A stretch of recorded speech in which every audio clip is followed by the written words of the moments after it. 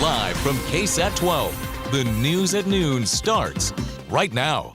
New details this noon in a cold case. A man originally interviewed as a witness, now facing a murder charge. This comes after police in Selma arrested Jacob Daniel Cerna. Joseph Benales was found dead after crashing his vehicle along I-35 in Selma back in April of last year. An autopsy revealed he was shot in the head.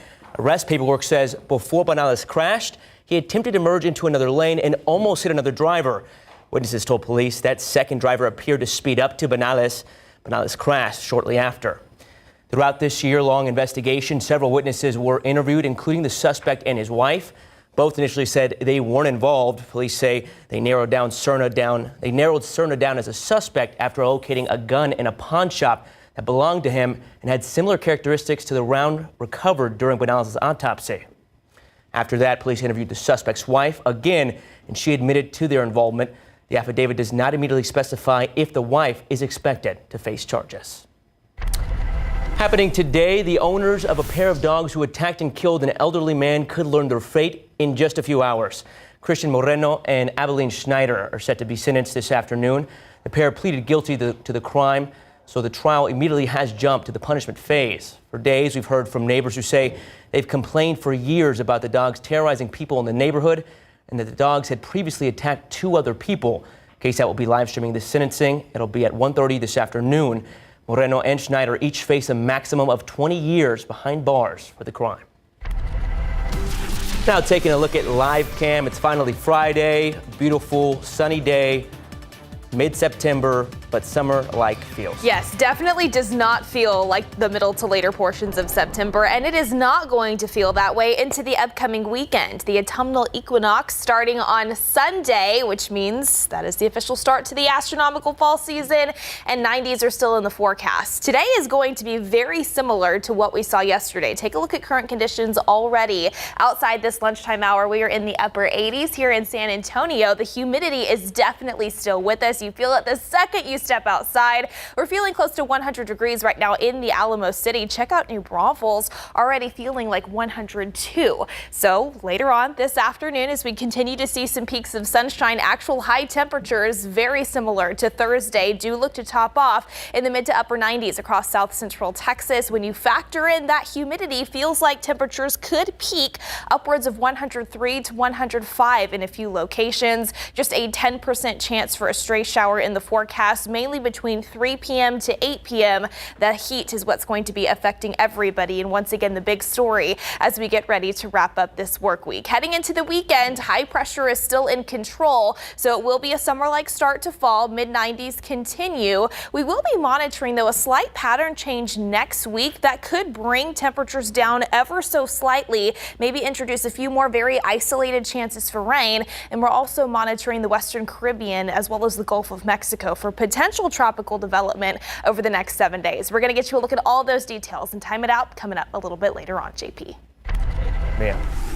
San Antonio police shot and killed a 35-year-old man. This comes as officers were actively surveillancing him, and he took off from the scene of a robbery. That's according to Chief William McManus. The chief says the suspect had robbed 4 places this month and had an active warrant in connection with a prior aggravated robbery.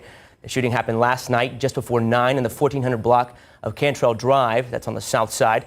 McManus said that officers with SAPD's robbery task force and street crimes team had been watching the man who then robbed a convenience store during their watch. They tried to pull him over, but he kept driving.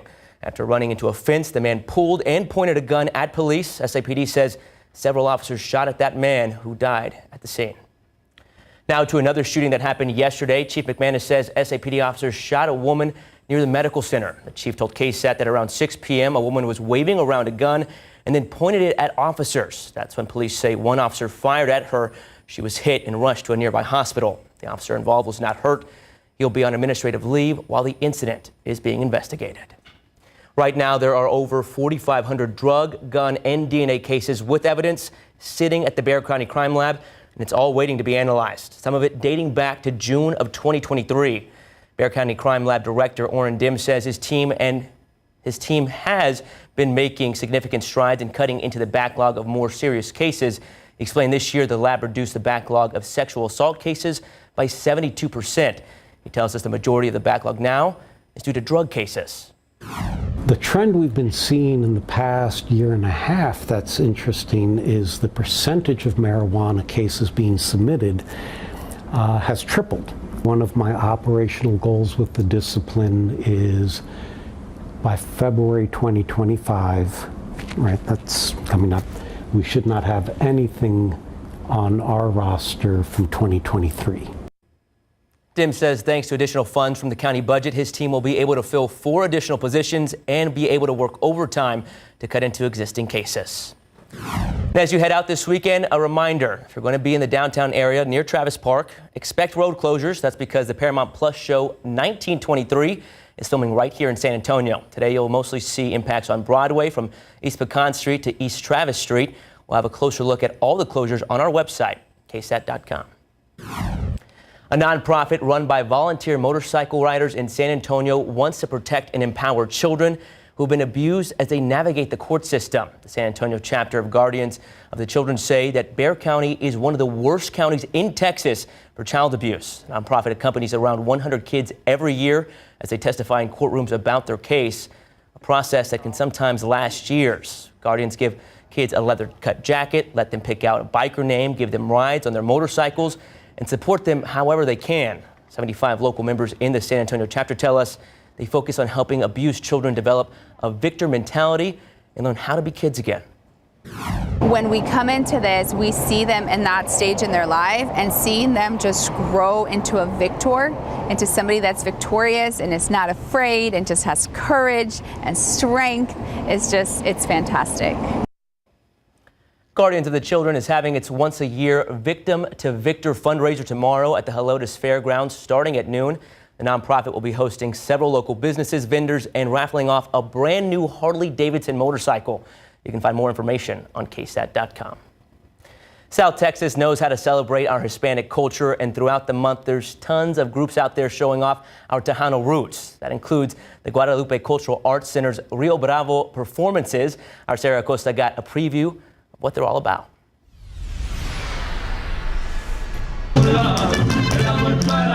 Celebrate Hispanic Heritage Month through the Guadalupe Cultural Arts Center's Rio Bravo performance that features 20 folklorico dancers and 10 mariachi musicians showcasing the history of South Texas Tejano roots. We celebrate Hispanic Heritage Month year-round. That's all we do, all the time. But we know that this period marks a time when people give special attention to our culture. So we save some of our most dazzling and special showcases for this time of year. And that's why we are presenting it now. Christina Bailly, the executive director of the Guadalupe Cultural Arts Center, says this performance celebrates the fusion of Texan and Mexican influences, highlighting both cultures in a visual and emotional way. The dance company does an interpretive dance of their way of life and culture, and then going all the way through the Spanish conquest, the colonial periods, the music of South Texas and northern Mexico, going all the way to current day Tejano music. She says like children and families see the Nutcracker every year, she says Mexican-American children should experience this performance as well, which is why it's being recorded live to eventually be shared with classrooms across Texas, along with a curriculum. Every Mexican-American child in the state of Texas should see this show, because this will help them understand who they are and where we come from and why we live the way we live today. You can enjoy Rio Bravo this Friday and Saturday at 7:30 p.m. at the Buena Vista Theater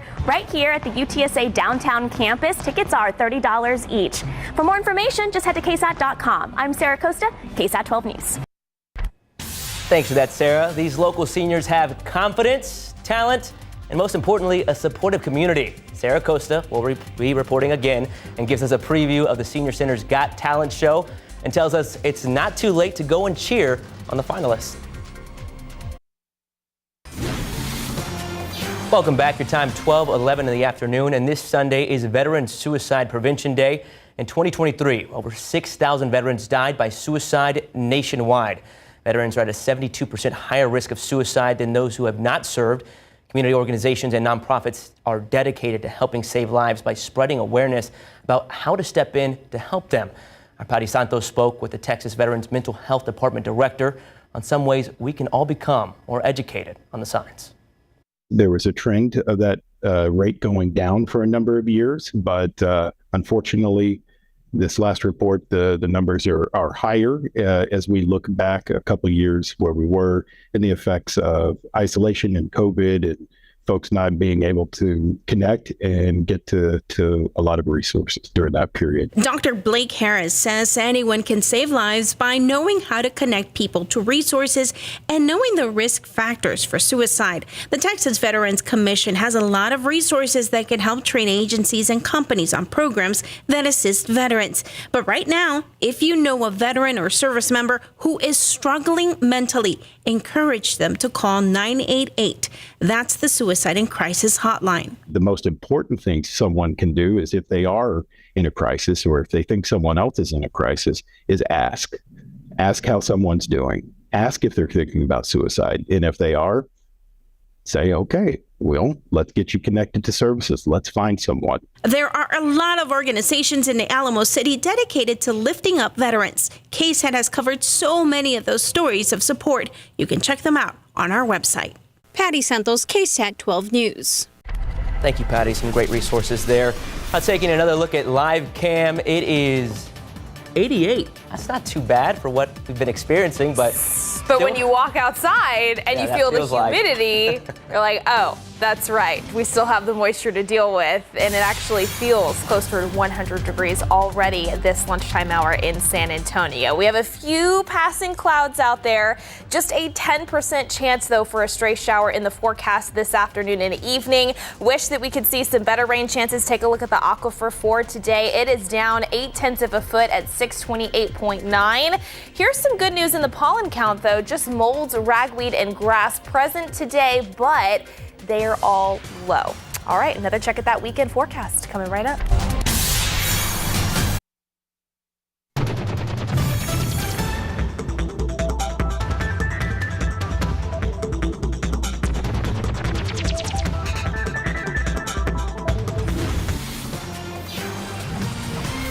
"33 San Antonio senior citizens took the stage this morning for the semifinal round of Senior Center's Got Talent show. Our Sarah Costa was at that show and joins us in the studio to give us a sneak peek of the action and how you can support them at the finals next week. Didn't just have talent, they had so much confidence and swag and a renewed sense of self, surrounded by supportive friends. And that's the purpose of the 11 senior centers here in San Antonio, to offer our local seniors new opportunities and a community like this. So it's what we found at the semifinal round of the Seniors Got Talent show this morning. Just take a listen to some of those contestants who say they are living their best lives.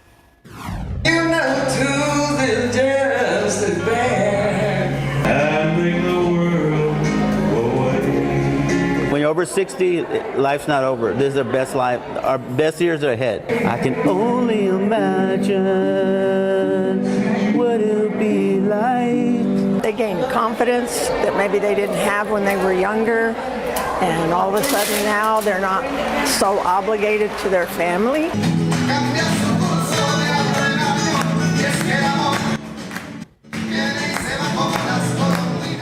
So there were comedians, singers, dancers, harmonica player, and the top 10 of today's 33 will move on to the finals next Friday. So make sure you go out and support our seniors at Friday's final Senior Center's Got Talent show. Again, next Friday, which is September 27th at 9 a.m. at the Southside Lions Senior Center.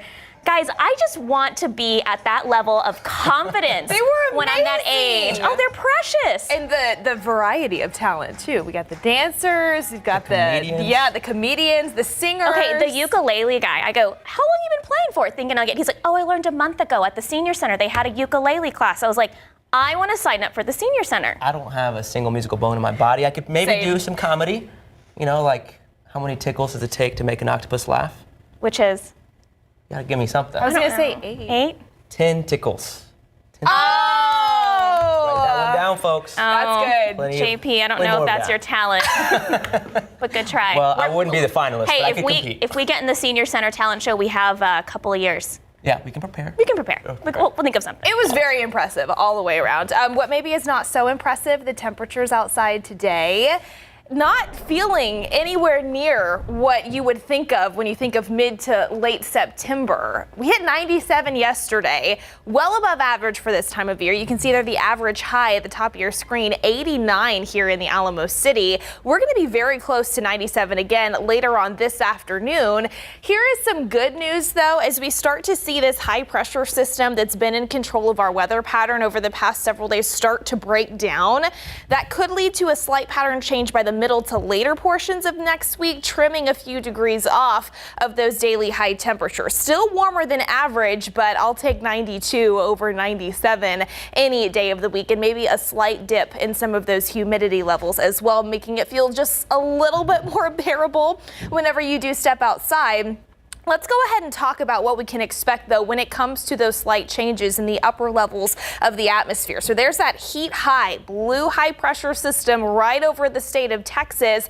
That is still going to be in control of our weather pattern over the next couple of days, which is why it is still going to be a summer-like feeling weekend here in San Antonio. By Sunday and even into early next week, though, it's going to start to break down and work farther off to the east. It still, for the most part, deflects this first low pressure system moving across the Central Plains in the Midwest. By Monday, keeps it kind of off to our north. However, it is possible that a weak frontal boundary still manages to make it into central and north Texas. Just a 10% chance for a stray shower in the forecast on Monday. But then on the backside of that first system, another area of low pressure could potentially bring a weak frontal boundary closer to south central Texas by the middle to later portions of next week. Unfortunately, with what I've seen so far today, it doesn't look to have a huge impact on our temperatures. Still low 90s currently in the forecast this time next week, but we'll introduce just a 20% chance for a few more isolated showers in the forecast on Wednesday.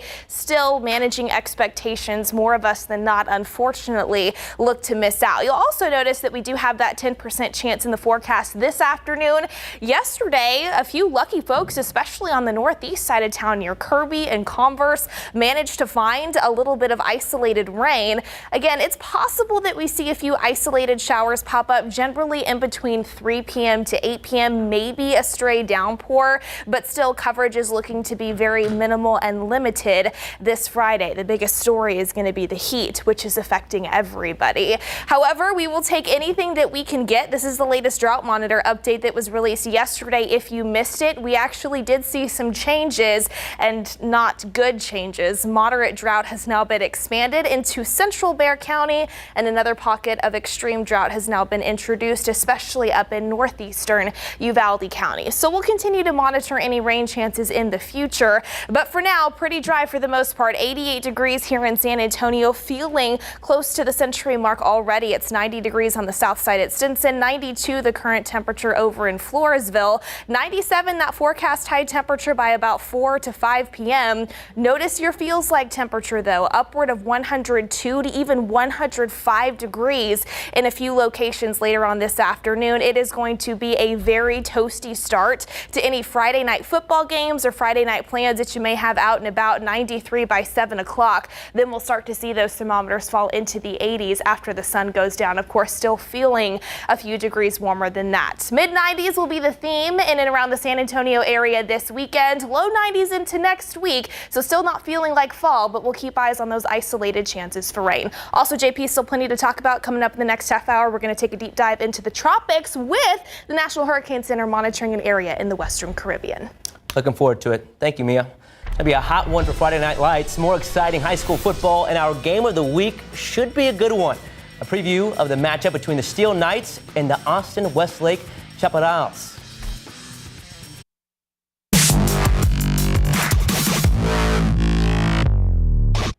It's week 4 of the high school football season, and our game of the week is a heavyweight battle between the Steel Knights and Austin Westlake Chaps. It's two of the top 6A teams in the state. Steel is ranked number 1 in 12's top 12 6A 5A rankings, and they're now number 9 in Texas, moving up one spot per Dave Campbell's Texas Football. Steel is 3-0 and averaging nearly 56 points per game. They defeated Liberty Hill 49-26, Reagan 62-35, and Brandeis 56-10 to remain undefeated ahead of this stellar showdown in the Knights' final non-district tune-up. Well, it's definitely good. You know, getting a matchup like this in is really big. It helps us see the identity of the team, basically. It's really big, you know, 3-0 this season against really good teams.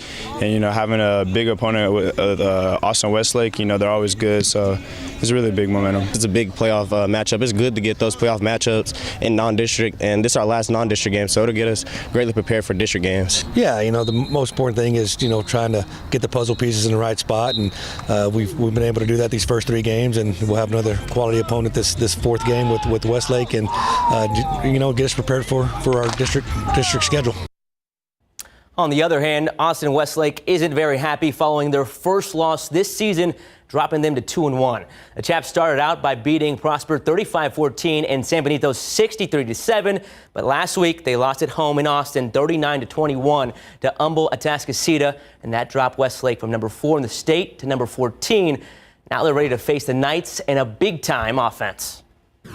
Obviously, they're a talented football team, and 3-0 obviously started the year off very well. They're averaging about 56 points a game, giving up about 23. So very explosive on offense. Got 9 returning starters from a state semifinals team. So I would say that's where their strength lies. Obviously, they've got some guys on defense that are new, but after 3 games, not many people are new anymore. And so they're obviously off to a fast start. Starters will probably play to the start of the third quarter and probably hadn't seen the fourth quarter yet. So we got to keep these guys close and obviously get back to playing our brand of football. You know, everyone was pretty upset, but it's time to turn the page. Our captains are really stepping up, and we're going to have to do a lot more leadership, and we're ready for this game. We're so ready. All right, Westlake at Steele goes down tonight at 7:30 at Linhoff Stadium. But that's not the only game happening tonight. There's dozens all around the community. We have a full schedule on KSAT.com and on the BGC app. And our sports team will be updating both of those with scores and highlights. Now, watching YouTube for free just got a little more time consuming. The changes coming to ads.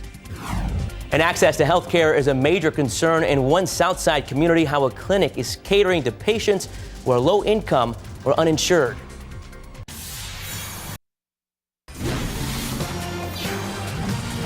A local doctor says health issues are a major concern on the South Side. CDC data shows neighbors in this area, South San, historically have a high rate of different illnesses and diseases.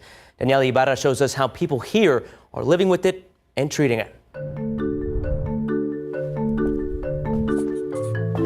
The artwork covering the walls of Dr. Ray Altamirano's practice is vibrant, but the picture he paints of the state of healthcare in the neighborhood is dark. The issues in this neighborhood go deep. Why do you think that is?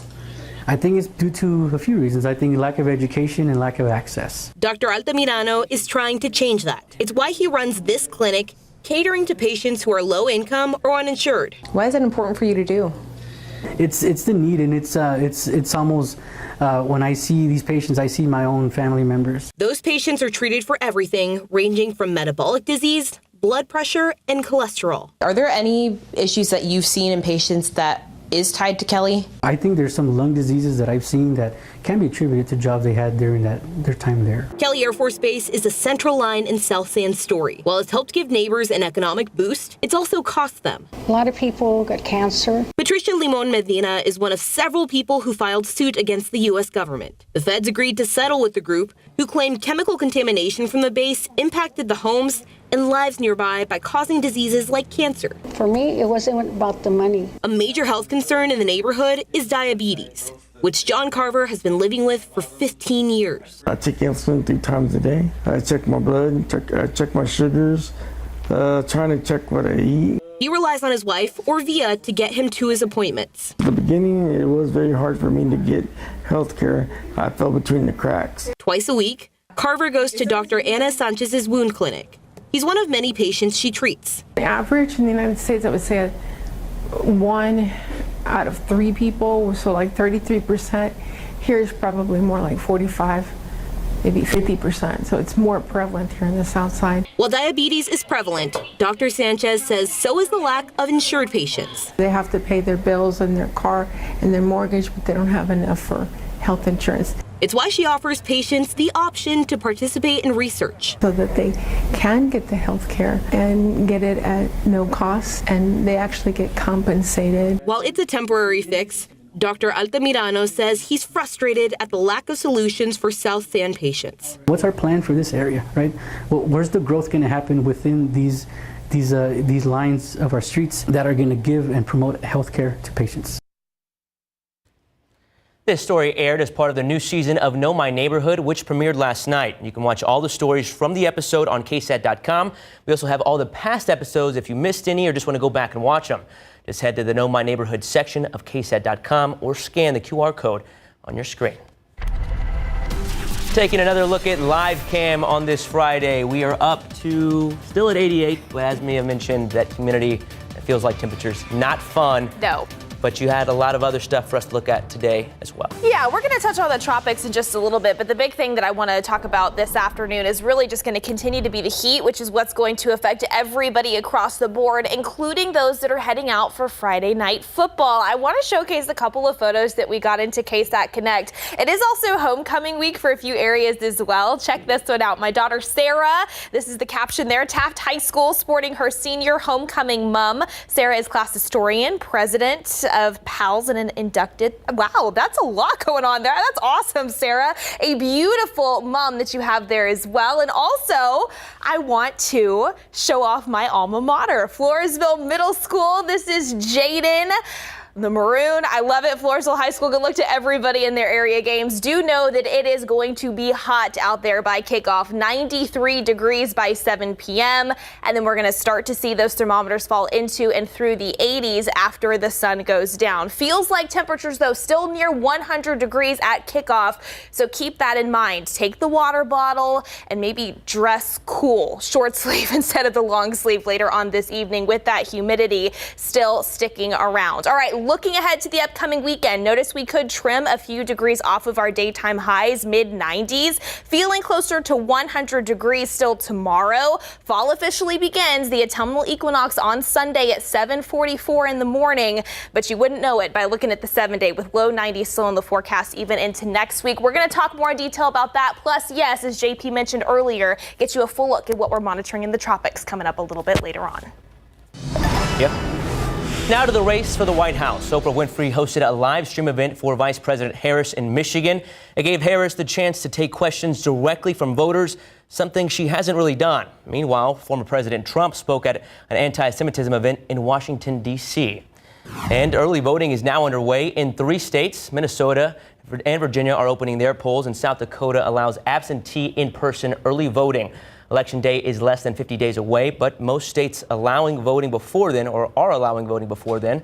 According to the Pew Research Center, in 2020, about a quarter of voters cast ballots in person before Election Day.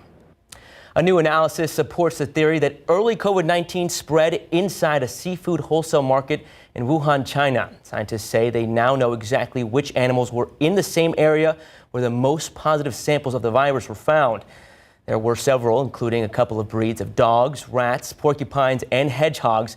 These findings don't prove the animals were infected by the virus, only that their DNA was found very near it. But it indicates a strong possibility that the animals were infected at the market. A new Federal Trade Commission staff report says major social media and video streaming services conducted vast surveillance of users to monetize their personal information. The report analyzed how 9 companies, including Meta, YouTube, and TikTok, collect and use data. The FTC said that while the companies make a lot of money by harvesting personal data, it can put people's privacy in danger and expose them to things like identity theft and stalking. The report also said several of the firms failed to adequately protect children and teens. Ads on YouTube will now play on the platform even when paused. The Google-owned platform confirmed Thursday that it has widely rolled out pause ads to all advertisers. YouTube said the update creates a less interruptive viewing experience for viewers as well. However, many users on social media aren't happy about the move, with one calling it the most annoying feature yet. There is a way to avoid ads altogether through a YouTube Premium subscription that typically runs about $14 a month. And from music festivals to live theater, there's plenty to keep you entertained in the Alamo City. Now there's set to be even more options. The events to add to your calendar after the break.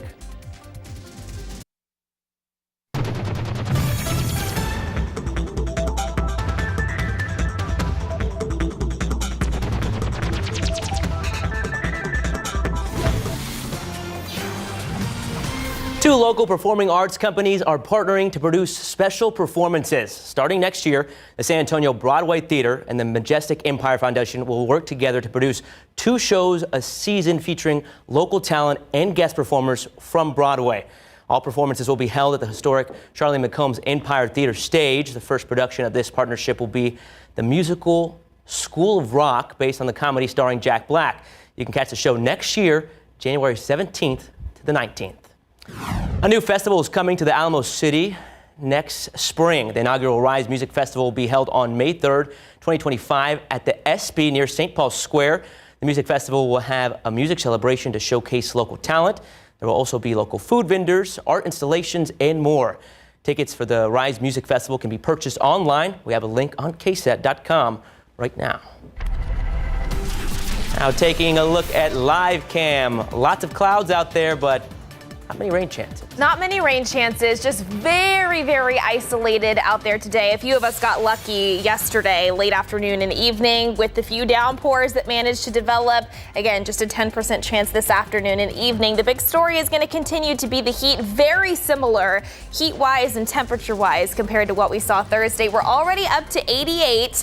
The average for this time of year is 89. So with the forecast high around 97, we are actually going to be challenging record heat. The record for the day is 100 that was set back in 1947. I also want to point out, because of the humidity, it was a warmer than average morning. We started off near 80 degrees, upper 70s in the forecast to tomorrow morning. We're going to get you a whole look at that weekend and, yes, talk about the potential and what the National Hurricane Center is monitoring in the Western Caribbean after this.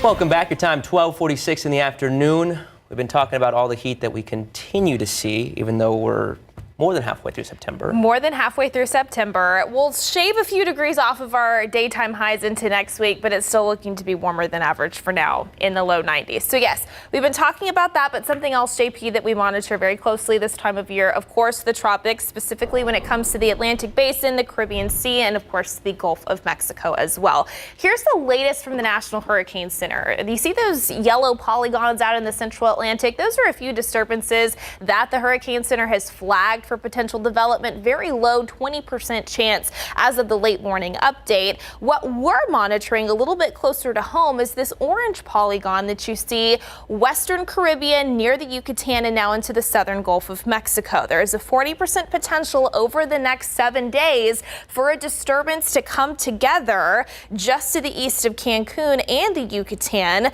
But the question remains, because this hasn't even formed or developed yet, where exactly would this system go once it does develop? Would it work its way farther up to the northwest by the middle to later portions of next week? Would it move farther north or even up to the northeast, closer to the Florida Keys and Florida itself? Now, if we were to look back at climatology, what history tells us, as we get into the late September and October timeframe, we start to see, more low pressure systems and weather systems work across the United States. And a lot of times, any system that does move into the Gulf of Mexico, that gets picked up by those disturbances and moves farther off to the east. So as we take a look at these landfalls since 1990, from late September and into October, history would tell us that odds would favor Louisiana and points east. Not saying that that's going to happen with this particular storm, but it's still way early to tell where it would go because it hasn't even developed yet and approached the Gulf of Mexico. So just know that it's something that we are going to be monitoring. As of right now, this is no big concern for us here in the state of Texas, but we'll keep tabs on it for you. If you were curious, the next couple of names on the list for this season: Helene, Isaac, Joyce, followed by Kirk. Now back here at home, the heat is still going to continue to be the big story this afternoon and even into the upcoming weekend. So we're at 88 degrees right now here in San Antonio. As we take a look at air temperatures across the region, it's 93 in Victoria, 91 in Austin. Current temperature over in Rock Springs checking in at 84. sure, but we have that humidity very much in place. You have noticed it if you stepped outside today. So when you tack that on top of already these warmer than average temperatures, notice your feels like temperature is about 100 degrees right now in the Alamo City. It already feels like 102 in New Braunfels, 100 in Pleasanton, as well as Gonzales. Victoria actually feeling close to 106. So as we continue to warm things up over the next few hours, I still expect plenty of peaks of sunshine into this afternoon. We've got a forecast air temperature, high temperature around 97 by 4 to 5 o'clock. But with that humidity, much like what we saw yesterday, heat indices will likely climb into the 102 to even 105 degree range for a few hours. So just be careful out there in this heat. It will be a toasty start to Friday evening plans, 93 degrees by 7 p.m. By the way, winds out of the southeast sustained at about 5 to 15 miles per hour. Then we'll really start to see those skies clear a little bit more so after the sun goes down. 84 degrees expected by 10 p.m., 81 closer to midnight. There's that high pressure system still in control this weekend, but it is going to start to break down and work farther east into early next week. It deflects a first low pressure system off to our north during that time frame, but another disturbance on the backside of that initial low pressure system could bring us a few isolated chances for rain. Again, I do want to stress very isolated. As of right now, just a 10 to 20% chance at best through the middle to later portions of next week, but at least those high temperatures will not be nearly as bad as what we're expecting out there this afternoon, more to the tune of the low 90s. We're going to take a step aside and we'll be right back after this. Welcome back. Mia's been telling you all afternoon how hot it is, so maybe a movie to beat the heat. At the box office this weekend, Transformers are back, but in a different way. ABC's Jason Nathanson with the latest from Tinseltown. I know we're just lowly worker bots who can't even transform. At the box office this weekend, it's the origins of Optimus Prime and Megatron in Transformers 1, the first animated Transformers movie in almost 40 years. The star-studded cast features Chris Hemsworth as Optimus Prime, Brian Tyree Henry as his friend-turned-enemy Megatron, and Keegan-Michael Key as Bumblebee. And at the film's London premiere last night, he gave an example of his vocal warm-up. I like to do my own loosens up the vocal flaps, and do all that stuff. I do all that stuff. I went to university for all that stuff. Transformers 1 should dethrone Beetlejuice this weekend at the box office. We're only hours away from filming. New streaming, A Very Royal Scandal, is the second project this year to take us behind the scenes of the 2019 BBC Newsnight interview that caused Prince Andrew to step back from his royal duties. Ruth Wilson plays Emily Maitlis, the journalist who asked the prince the hard-hitting questions about his relationship with Jeffrey Epstein. I was with 4 friends and we watched it, and I was as gobsmacked as the rest of the nation. And my main thought, I think, my takeaway from that was, how on earth did this happen? A Very Royal Scandal also stars Michael Sheen as Prince Andrew. It's streaming now on Prime Video. A couple of big TV anniversaries this weekend. The West Wing, often referred to as one of the greatest network TV dramas of all time, turns 25 on Sunday. Before becoming a Mad Men Emmy nominee and Handmaid's Tale Emmy winner, Elizabeth Moss starred as President Bartlett's daughter on the show, telling me she learned a lot from her TV dad. Martin Sheen is one of the kindest people alive, and the way that he would treat the crew was the template for how I thought, okay, that's how you're supposed to act with everyone. Also Sunday, it's the 30th anniversary of the debut of the NBC sitcom, Friends. And happy birthday to Deborah Roberts, the ABC News correspondent and 2020 co-anchor, is 64 today. And that's what's happening in Hollywood. I'm Jason Nathanson, ABC News, Los Angeles. Or was she somebody who was calculating? The 131st Annual Comal County Fair and Rodeo returns to New Braunfels this month. The fair will officially kick off from September 25th to September 29th at 701 East Common Street. However, some events will begin today. Livestock show, handcrafts and woodworking and taste contests are some events taking place at the fair. We have a schedule of events and ticket information on our website.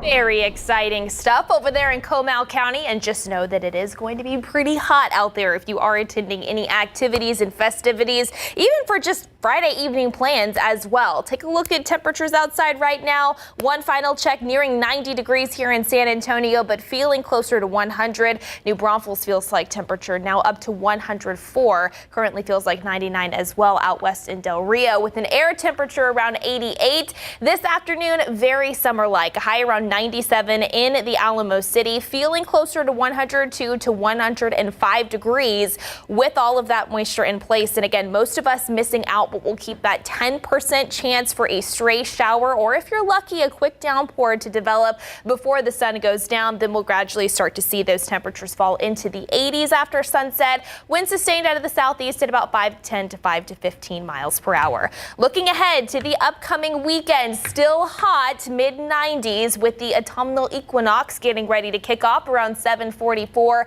Sunday morning. Still will be hotter than average into next week, but those daily high temperatures could come down ever so slightly as we see that slight change in our weather pattern take over. Low 90s with still just isolated chances for rain.